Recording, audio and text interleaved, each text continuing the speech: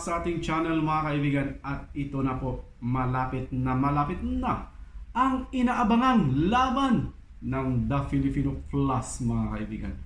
Nonito Donaire lalaban sa WBA Bantamweight Division mga kaibigan.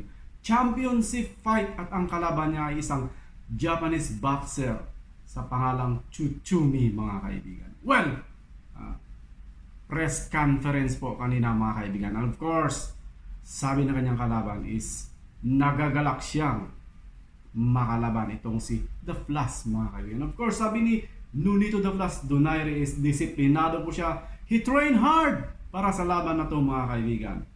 At gusto niyang ipahiwatig na talagang matindi pa ang The Filipino Plus. Well, kabang-abang ito mga kaibigan.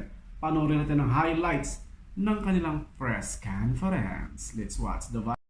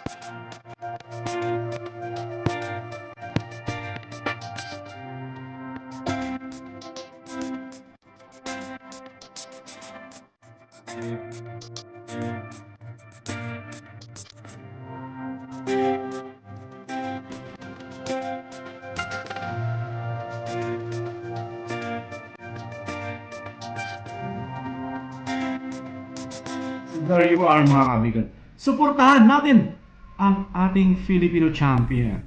No other than the Filipino Plus, Nonito Donaire mga kaibigan. So, good luck champ! Sana manalo ka ng napaka-impressive. At malay natin magkakaroon ng Donaire versus Inoue Part 3 mga kaibigan. Yan ang kaabang-abang at malapit na malapit sa katotohanan. Abangan natin ang update at saka of course, good luck sa laban mo champ. Hoping, of course, manalo ka. Thank you so much for watching and see you on our next video. Bye-bye.